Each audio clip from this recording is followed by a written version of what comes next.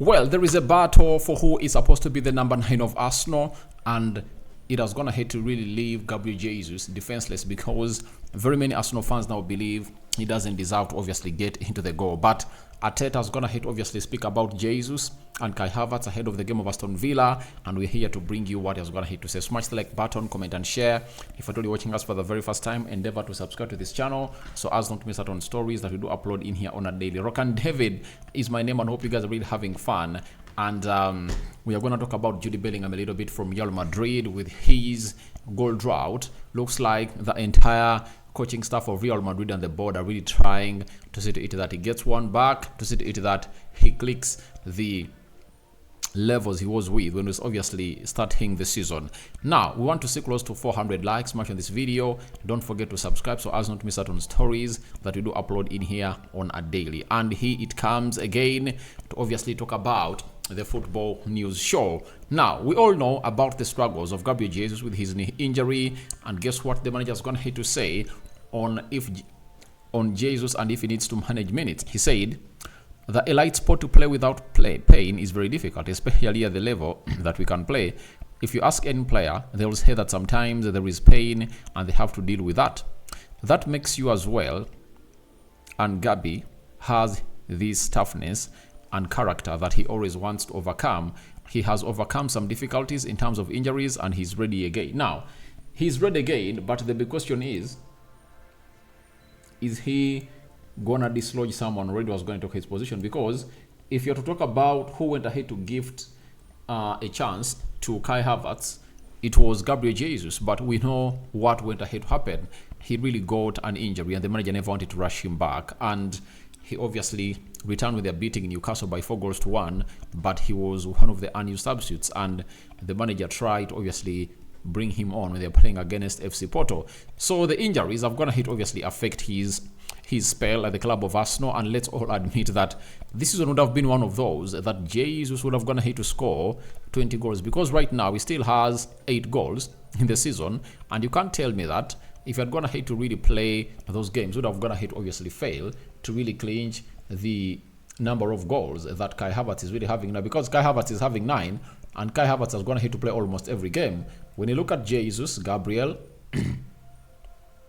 when you look at Jesus, he has played 21 Premier League games and has gone ahead to miss out on how many? 10. 4 goals and 3 assists. Champions League 7 games, 4 goals and 3 assists.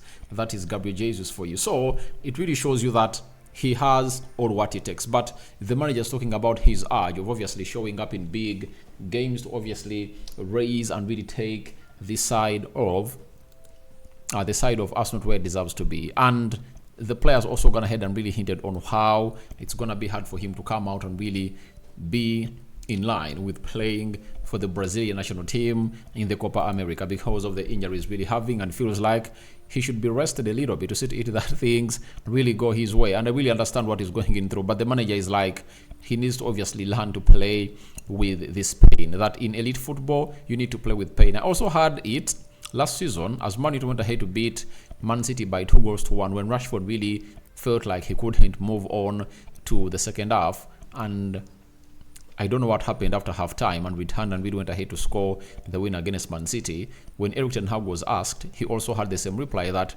in this elite football you need to play with pain. That's what he said. So that pain of the knee I think is totally different, because a knee is one of those body parts that is very sensitive, you know, and Bukayo Saka is going through the same. That Arteta said he needs to obviously go ahead and really do a lot in the game and obviously take us to where we deserve to be. So I'm really excited about how this is going to really happen, but there is a battle in between these two, and the player is really battling who, that is Kai Havertz, has come out to see to it that a lot of things get asked about him, and guess what the manager is going to have to reply to? The manager has gone ahead to obviously be asked on Kai Havertz and if he needed convincing to flourish as a number 9. The manager has said the following. The first conversation with him, I told him what the idea was and how I could see him play and impact the team. He fully agreed with that. He's very comfortable changing positions.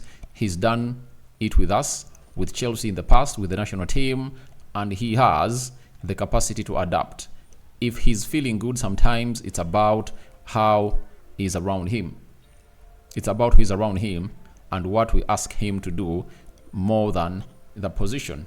So it's really very important to note that Kai Havertz has gone ahead, obviously, do the needful in that role. He has put in a shift that everyone has gone ahead, obviously, understand. 9 goals in the Premier League.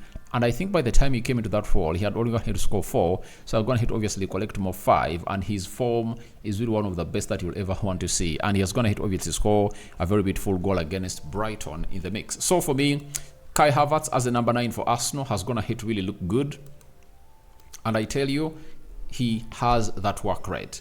And to show you that there is competition for that position, and Kai Havertz is like sending a message to Mikel Arteta that please don't dare go in for number 9. I can do this job alongside Gabriel Jesus. Is the intensity, the way he tracks back, and the way he makes himself available every time Arsenal is in the attack. It just shows you exactly that he really wants to really play there, and he enjoys better when he's really playing as a number 9. We've gone ahead to see that. It's evident, and every time he's played as a number 9, you see to it that he enjoys the game more better, and he's playing better than how he played as a central midfielder. But he used to play better, but he's having his best moments as a number 9 for Arsenal. And the battle is there, by the way. The battle is there because Jesus has not gone ahead to be played as a number 9. I think he only got to be played as a number 9 in the game when Arsenal was playing against Bayern Munich, when he came off the bench and played there. In the game of Man City after the international break, he was played as a left forward. In the game of Brighton, did he come on? I think he started and got them a penalty. He played as a left forward. In the game of Bayern Munich, he came on and really played as a number 9, meaning that the manager now believes so much into Kai Havertz as his number 9 than Gabriel Jesus. And I don't know how that is really going to go on in the rest of the season, but the stats are really showing something different for the side of Kai Havertz. He's really doing great and having some good numbers, and he's really pushing to obviously be that number 9 for the club of Arsenal. And I've also gone ahead to read the story that his performances have gone ahead obviously change the narrative at Arsenal on how they should be doing their stuff in such moments. Now, we also have Arteta on if Kai Havertz is more comfortable in the number 9. He says, I'm not sure. I think it depends on the game. It depends on the behaviors of the opponent and what his role is within the day. But I wouldn't say he's more comfortable as a number 9. I think he is tremendous as a 9, but he did very similarly well as an 8. Yeah, by the time they obviously went ahead to change him to play as a number 8, he had gone ahead to put in better performances. To change him as a number 9, he had gone ahead to put in better performances as a number 8, and he had gone ahead to cope up, and everything was really okay into that team. So for me, I'm just excited to see how this battle is really gonna go. And for the manager like Mikel Arteta, this is what you will obviously want to see your players battling it up for positions. You understand? You'd love to see your players battling up for positions down there at the Arsenal side, because this is what makes your team better. Every player that really gets a slot into your starting 11 will obviously get to know, all right, I need to obviously deliver the best. And you never know, this might be the sparking point that might really lead to this guy, Jesus, getting himself into the ways of becoming into obviously exploding the remaining games of Arsenal in the Premier League. 7 to go. They have to play Wolves. They have to play Tottenham Hotspur. They have to play Aston Villa. They have to play Newcastle. They have to play Manchester United. They have to play Everton. And which other team do they have to play in there?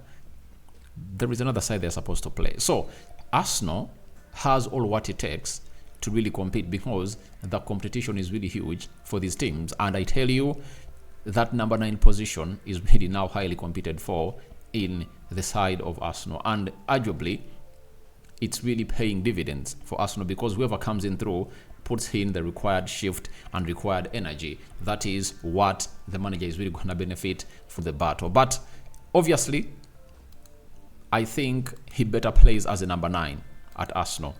Number 8, I'm going to hit to click up very well because he went ahead to obviously be creating in more chances and make himself available. But I tell you what, he looks better as a number 9, and his best performances for Arsenal have gone ahead to coming through as a number 9. So let's talk about Jude Bellingham. Against Man City, he ghosted in the game. No doubt about it. He was a ghost and nothing came close to his ability. And now a lot has gone ahead obviously coming through into the management of Real Madrid. And guess what?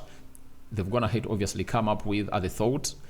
They've said Real Madrid's coaching staff have set a goal to recover Jude Bellingham's best version to the match at Etihad. They believe that a goal or a good match will be important for him to return to his best version. All right. And who are they going to play against? When you look at Madrid, when you look at Real Madrid,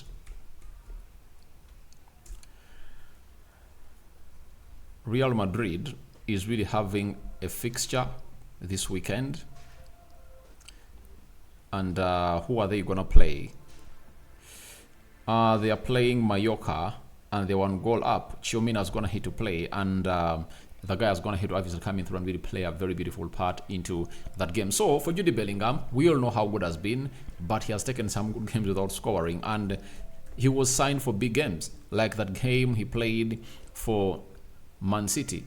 You know, he was signed for such big games as a player, and if at all a player like him doesn't come out and really show up, I will really understand that it might really bring in vibes of Madrid really getting knocked out. And Madrid really understand how much they're supposed to be earning from the Champions League and how big the Champions League is.